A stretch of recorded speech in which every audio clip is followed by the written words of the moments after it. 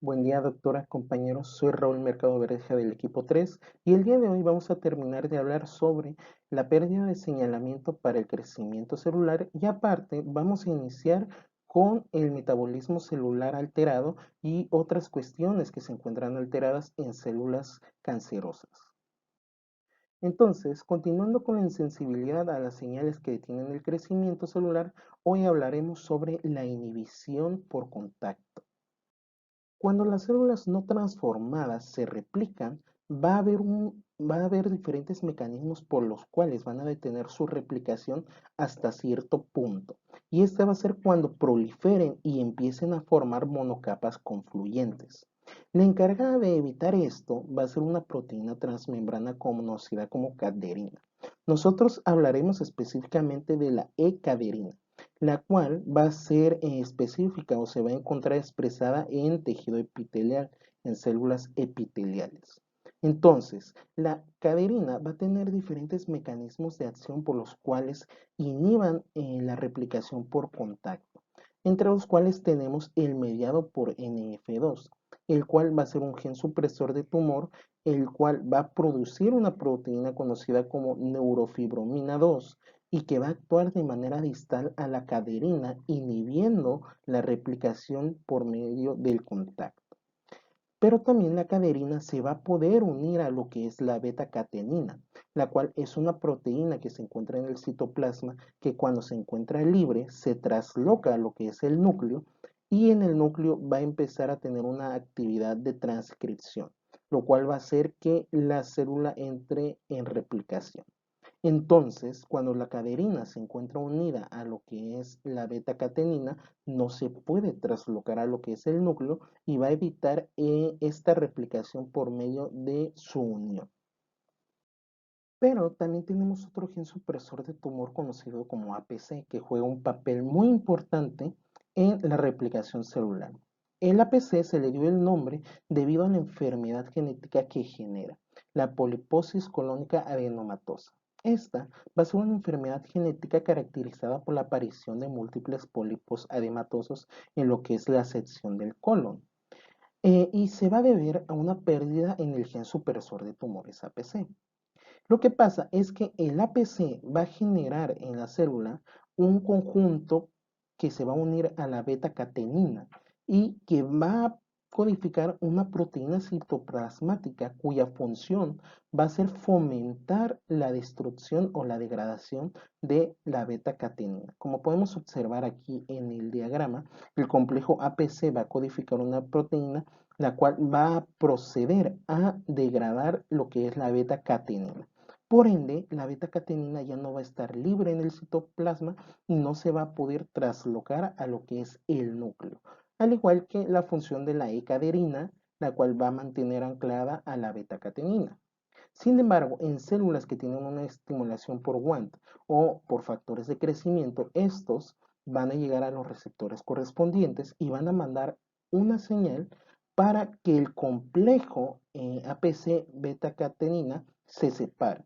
Por ende, va a dejar libre a la beta-catenina, ya no se va a degradar y se va a poder traslocar a lo que es el núcleo para posteriormente proliferar. Sin embargo, en células cancerosas que tengan una mutación en el APC, pues este complejo ya no va a existir, ya no va a estar completo, va a estar inhabilitado.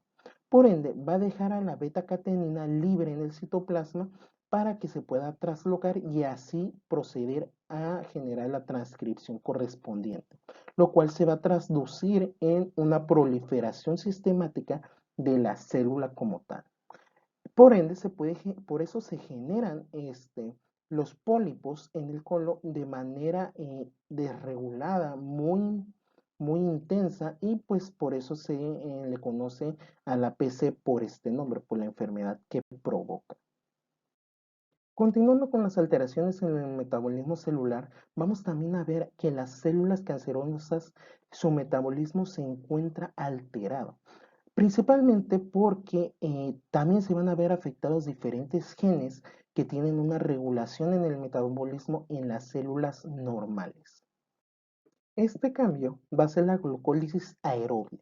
En las células normales, el metabolismo predominante va a ser la fosforilación oxidativa, debido a que genera una gran cantidad de ATP que la célula requiere. Sin embargo, en las células cancerosas, este metabolismo se va a cambiar o va a modificar por la glucólisis aerobia o metabolismo de Warburg, el cual es un tipo de metabolismo que va a emplear la glucólisis, o sea, la degradación de glucosa, como principal fuente de energía. Tenemos que tener en cuenta que el metabolismo Warburg no es específico de las células cancerosas, sino que es específico de todas las células en crecimiento o en replicación. ¿Y esto por qué es? Esto sucede a que la glucólisis lo que va a hacer es dotar a la célula en replicación de metabolismos intermediarios necesarios para la síntesis de los diferentes componentes celulares que la célula necesita replicar. Por ejemplo, duplicar el ADN, duplicar sus organelos y duplicar los componentes de la pared celular para que se pueda así dividir y pues seguir replicando. Como podemos ver, la glucólisis es esencial en este tipo de células porque genera los metabolitos que son requeridos en la replicación. Sin embargo, en las células cancerosas, pues este metabolismo se encuentra fijado debido a que cuando la célula deja de crecer, deja de recibir los factores de crecimiento, vuelve a su estado normal, vuelve a su fosforilación oxidativa. Sin embargo, en las células que presentan mutaciones en diferentes genes supresores o que presentan oncogenes, este metabolismo se va a fijar debido a que estos mismos genes son los que regulan este, este metabolismo, este cambio de metabolismo, esta reprogramación entre la fosforilación oxidativa y el metabolismo Warburg. Entre los mecanismos que tenemos para esta reprogramación entre los diferentes tipos de metabolismos, vamos a encontrar tres. La transmisión de señales por medio de los factores de crecimiento, la transmisión de señales por RAS y los efectos por MEC. Los factores de crecimiento lo que van a hacer es regular la captación de glucosa e inhibir la actividad de la piruvato sinasa, lo cual va a ocasionar o va a permitir la acumulación de metabolitos o intermediarios que se aproximan a la glucólisis. Del que debemos de hablar es la transmisión de señales por RAS, debido a que este lo que va a hacer es regular la actividad de los transportadores de glucosa y va a activar a múltiples enzimas glucolíticas, lo que va a hacer que aumente la glucólisis en la célula y que va a facilitar este paso de la fosforilación oxidativa hacia la glucólisis aerobia.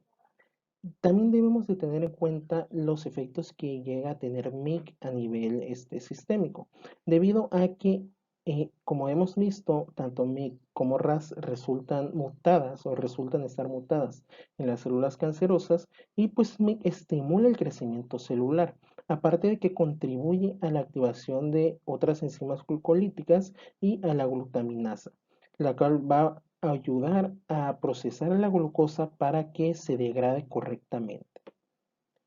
Entre otros factores, entre otros procesos de alteración celular que se llegan a dar en las células cancerosas, tenemos que la autofagia en una célula normal, como ya lo hemos visto, pues sucede para que la célula pueda sobrevivir en tiempos de penumbras, en tiempos en donde la célula no recibe los nutrimentos necesarios. Sin embargo, debido a que la autofagia está dada por varios genes supresores de tumores, pues al haber una mutación en estos genes, la autofagia se va a dar, se va a inhibir, se va a desactivar como tal. Y es por eso que en algunas células cancerígenas, dependiendo del tipo de célula y del cáncer, pues se va a poder encontrar desactivada. Sin embargo, algo que debemos de tener en cuenta es el oncometabolismo. Este medio se ha investigado recientemente y es debido a una mutación en una enzima del ciclo de Krebs. Estamos hablando de la isocitrato deshidrogenasa. Esta, en vez de transformar correctamente el alfa-zeta-glutarato, lo que va a hacer es sintetizar una proteína llamada 2-hidroxiglutarato, el cual va a actuar como inhibidor de varias enzimas de la familia de TET. Lo que hace la familia de TET es un factor que regula la metilación del ADN. Específicamente nos vamos a centrar en lo que es la TET2, que forma parte de esta familia. Y como ya hemos hablado, la metilación del ADN pues controla la expresión genética normal y su pérdida indicaría o ocasionaría patrones anormales de la metilación del ADN, lo cual ocasiona la estimulación de la transformación celular y a su vez va a contribuir a la oncogenia de la célula transformada. También tenemos que tener en cuenta que las células cancerosas transformadas tienen una capacidad de supervivencia aún mayor a las células normales. Por ejemplo, las células normales cuando presentan un daño al ADN grave, una lesión cromosómica grave, lo que va a hacer es activar diferentes mecanismos que activarán la muerte celular programada, es decir, la apoptosis. Esto no se da en las células cancerosas y es debido a que la apoptosis está regulada por los genes reguladores de la apoptosis, que por lo general se encuentran mutados en las células transformadas. Es decir, que la apoptosis queda inhibida en este tipo de células. Debemos de recordar que la apoptosis tiene dos vías o se puede dar por dos vías, la vía extrínseca y la vía intrínseca o mitocondrial. La apoptosis en las células cancerosas se da por la vía mitocondrial. Lo que es el tratamiento por quimioterapia, lo que va a hacer es activar la vía mitocondrial de las células cancerosas y así llevar a su muerte celular. Sin embargo, hay diferentes factores que tenemos que tomar en cuenta y por los cuales se desactiva este tipo de vía. Debemos de recordar que la vía mitocondrial está dada por principalmente el gen P53, el cual va a hacer que la célula salga de su estado replicativo cuando hay daño celular y cuando no se puede reparar, lo que va a hacer es que va a llevarse a la célula a un estado de senescencia replicativa o va a promover la apoptosis. Sin embargo, en las células tumorales que hay una mutación en el TP53, debemos de recordar que el TP53 expresa el P53 y cuando hay una pérdida de este gen, pues no se va a expresar el P53, lo que va a hacer que a su vez la célula no entre a estado apoptósico. Pero también podemos tener una amplificación de lo que es el MDM2, el cual va a inhibir al P53 y aunque haya una cantidad normal de P53, pues no va a funcionar adecuadamente. Por último, tenemos que analizar también la sobreexpresión de lo que son los miembros antiapoptósicos. Debemos de recordar que la vía funciona a base de un equilibrio entre los miembros antiapoptósicos, lo que es el BCL2, el BCL-XL y el MCL1. Además de que también se encuentra en la familia de proapoptósicos, lo que es el BATS y el BAC. Además de que también debemos hablar de lo que es el BH3 y que rompe este desequilibrio, ¿no? Pero cuando se sobreexpresa el BCL2 por alguna translocación de genes, va a haber una gran cantidad de BCL2 y aunque actúe el BH3 a favor de las proteínas proapoptósicas, pues va a ser mayor la activación de BCL2 y pues la célula no va a entrar en apoptosis. Por ende, no va a poder llevarse a cabo la apoptosis en este tipo de células, tanto por su mutación en el gen TP53, por una amplificación de genes en el MDM2 o por una sobreexpresión, por una posible traslocación en lo que es el BCL2. Retomando la función de TP53 que lo analizamos en la diapositiva pasada, debemos entender que las células tumorales van a tener una capacidad de replicación ilimitada. Debemos de recordar que las células normales van a tener una capacidad de replicación de hasta 70 veces como máximo. Y esto es debido a que en cada replicación celular los telómeros de la célula se van a ir desgastando. Y va a llegar un punto en el que el P53 va a detectar a este desgaste como una falla o una lesión al ADN grave, lo cual va a mandar a la célula a un estado de senescencia replicativa. La senescencia replicativa indicará que la célula ya no se va a poder replicar más. Sin embargo, en las células tumorales donde se ve mutado o se ve suprimido el P53, pues no va a suceder esto y se va a seguir replicando. Sin embargo, esto también va a ser peligroso para la célula debido a que como se va a ir replicando, el daño cromosómico va a ser tal que va a llegar a un punto en el que va a haber una inestabilidad genómica, la cual no va a poder ser sostenible para la célula, lo cual va a llevar a una catástrofe mitótica y a una posterior apoptosis masiva. Entonces, ¿cómo es que las células cancerosas evitan que pase esto? Bueno, debido a que la célula, como se va a seguir replicando, va a haber división, va a haber rompimiento del ADN y volverse a juntar, en este punto va a haber una gran cantidad de mutaciones que se van a generar a nivel del ADN.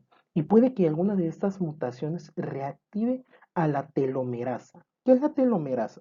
La telomerasa va a ser la encargada de volver a los telómeros a su longitud normal. En las células germinales y en una que otra célula madre, la telomerasa se encuentra activa. Sin embargo, la telomerasa se encuentra inactiva en todas las células somáticas. Cuando la célula cancerosa activa otra vez a la telomerasa, se va a evitar la catástrofe mitótica y la apoptosis masiva, ya que los telómeros van a volver a tener su longitud normal y se va a poder replicar normalmente infinitamente. Y ahí es cuando inicia el problema esencial de la replicación del cáncer. ¿Por qué? Porque ya no puede haber apoptosis, ya no va a haber una parada hasta cierto punto y se va a seguir replicando y replicando y replicando y va a formar lo que se le conoce como el cáncer. Y estos son los factores por los cuales es que el cáncer puede sobrevivir y se va a replicar infinitamente, como se puede observar en el diagrama de abajo que ilustra todos y cada uno de estos pasos. Por último, debemos de conocer qué es la angiogenia. La angiogenia es la generación de nuevos vasos. Un tumor sólido, por lo general, solo puede crecer de 1 a 2 milímetros si no tiene una buena irrigación, o sea, si está encargado de la irrigación normal del cuerpo. ¿Por qué? Porque 1 a 2 milímetros es la distancia máxima que puede difundir tanto el oxígeno como los nutrientes y los desechos de salida del tumor. El tumor, aunque sea mutado, pues también necesita oxígeno, necesita nutrientes y necesita deshacerse de todos los desechos que genera en sí mismo. Entonces, ¿cómo es que sucede este cambio y por qué los tumores pueden llegar a crecer tanto? Bueno, esto es porque se producen factores que estimulan la angiogenia. La angiogenia es un proceso normal del organismo cuando se busca aumentar la irrigación en algunas partes. Esta está dada principalmente por lo que son factores que se activan principalmente por citocinas, por ejemplo, el VEGF o el factor de crecimiento endotelial vascular. Sin embargo, el tumor genera estos cambios y puede haber una estimulación por diferentes factores que provoque la angiogenia alrededor de lo que es el tumor. Entre estos factores o entre estos medios vamos a tener tres. La estabilidad de HIF1 alfa, las mutaciones en los genes supresores de los tumores y las señales de vía de RAS, MAP y SINASA. La falta relativa de oxígeno va a hacer que la HIF1 alfa se estabilice y lo que va a ocasionar que una activación en lo que es la transcripción de las citocinas proangiogenas, lo cual va a activar a lo que es el factor de crecimiento endotelial vascular, que es uno de los más importantes para que se lleve a cabo la angiogenia como tal. Aparte, en la mutación de los genes supresores de tumores, el P53, que también juega un papel muy importante, estimula la expresión de moléculas antiangiogenas, o sea, que impiden la angiogenia a nivel celular, como por ejemplo estamos hablando de la trombofondina 1, y también reprime la expresión de moléculas proangiogenas como el factor endotelial vascular. Sin embargo, cuando el P53 no está o se encuentra mutado por su gen TP53, pues no se va a inhibir la acción de VEGF y no va a haber moléculas antiangiogenas como lo sería la tromboplasmina 1. Por ende, se va a llevar a cabo una angiogenia por parte del tumor. Y por último, también tenemos lo que es la transmisión de señales de RAS y MAP sinasas, las cuales van a condicionar una transcripción del factor de crecimiento endotelial vascular y por ende se va a llevar a cabo aún más la angiogenia mantenida. Como podemos ver, son diferentes mecanismos por los cuales se llevan a cabo una angiogenia a nivel tumoral y pues que se va investigando cada día no para que haya un tratamiento ante un crecimiento prolongado de un tumor y así se pueda controlar la expansión del tumor. Sin embargo, no ha habido mayor beneficio a nivel clínico y se sigue teniendo en investigación. Así es como un tumor, una célula tumoral, puede seguir viva, se replica infinitamente y no puede llevar a la apoptosis por todos estos mecanismos que hemos mencionado anteriormente, iniciando por los genes supresores de tumores, siguiendo por los genes que controlan la apoptosis. Espero que les haya gustado el video. Gracias.